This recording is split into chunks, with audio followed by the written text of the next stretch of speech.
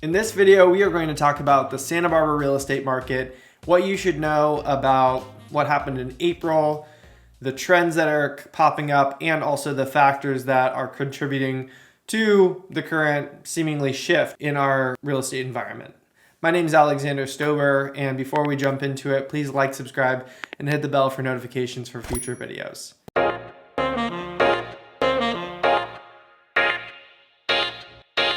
What you need to know about the Santa Barbara real estate market right now is that we are seeing price changes and homes coming back on the market at an increasing rate. So right now we saw a 74% increase in price reductions from March to April. Right here, 19 up to 33 price reductions. And that would not normally be a huge issue. And yet we have such low inventory that the homes that are on the market currently are not getting the bids and the offers that the sellers normally expected. So the days on market is increasing, and we're also seeing that homes are coming back on the market at a quicker rate as well. So from February to March, they went up by 63%. And then from March to April, they went up over 20%, 24% right after that large increase. So what we're seeing is homes are reducing in price, back on the market at a quicker rate, and the trend is pointing to a lot more price discovery for homes in this current environment. Over the last year, we have seen that 33% of all homeowners, all new homeowners, so all the buyers, came in with cash. So a third of all the buyers were coming in with all cash. Well, that doesn't change. That may not change going into this current environment because, the real estate's the best investment that you can make, especially right now when there's so much turmoil in the other market. And yet what bid those all cash buyers up before was a bunch of leverage from the financed buyers. So buyers would come in, put down 10%, 20%,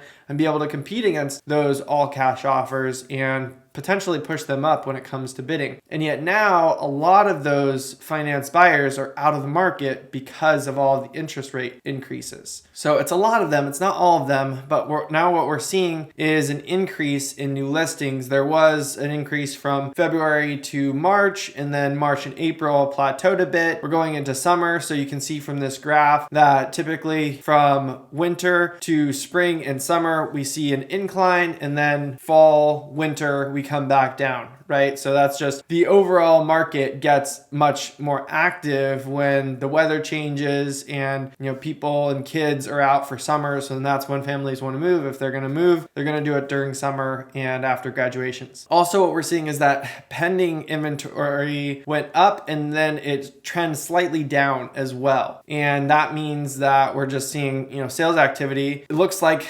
decrease a little bit, right? So pended and then closed homes here, they had a bit of a correction there and they went up a little bit and then they came down. And now that's what we're really looking for as we see more coming soon homes go up. Coming soon homes really point to sellers who weren't sure about putting their home on the market. Potentially during COVID, they didn't want people in their house and they weren't ready to sell. And then they started seeing this shift in the overall sentiment of the market and they wanted to get their homes on as quickly as possible. This means maybe limited amount of photos, limited marketing. It's a much quicker way to put your home on the market because it just goes out to all the agents in the area. If you want Zillow attraction, if you want the most buyers, coming soon is not the way to go. But if you want it on the market as quickly as possible, then this is a great way to go. And we can see that this inventory is coming on the rise. I believe that this is a leading indicator for the lag measure, which would be new listings coming on the market, which we did see rise and then plateau a bit. So as this trend continues to unfold, what we're looking for is to figure out,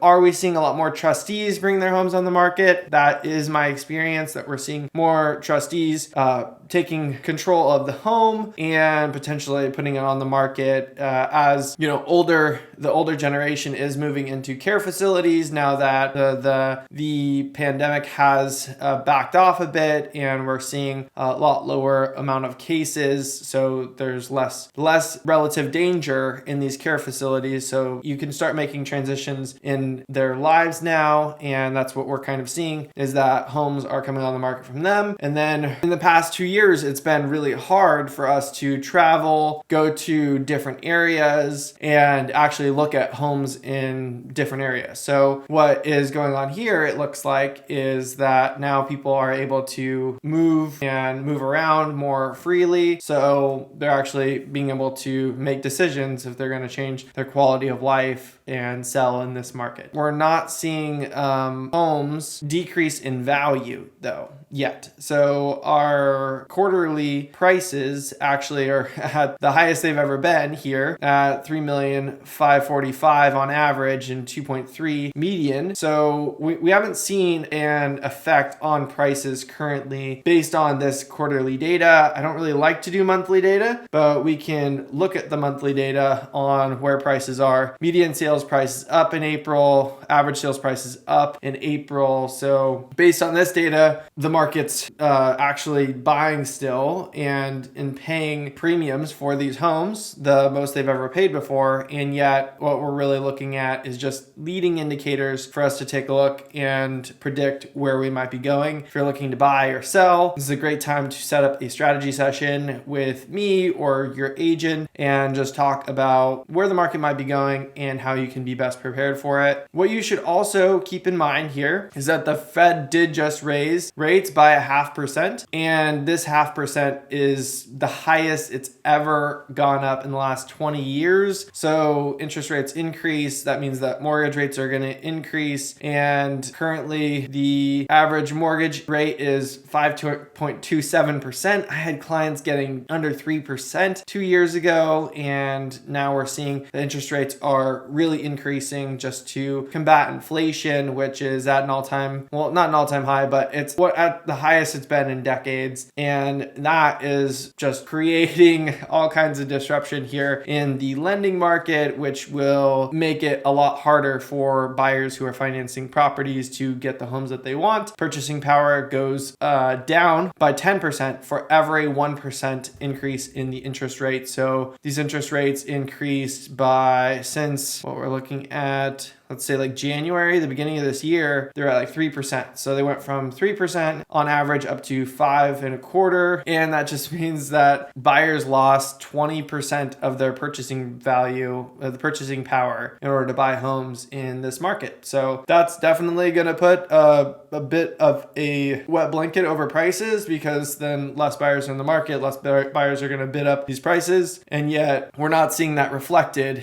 in quarterly values. So that's something to keep in mind. Also, something to look at is that we are seeing more post-pandemic layoffs in tech companies as the stock market continues to change quite a bit. We're seeing that in this market that there's been quite a bit of a reset here, and there's a lot of selling off going on. These are just the crypto markets, but if we look at SPY, then we can see here that, you know, it's not looking great, not looking terrific. And because of all these valuations, these high valuations of these tech companies, it looks like they're trying to increase their books and increase their profits, make it look a lot more profitable than they have it right now, in order to kind of right set the ship. And that's what's going on in the tech industry. I'm not sure if that's going to affect Santa Barbara at all. There's going to be a lot of layoffs affecting the Santa Barbara local tech companies,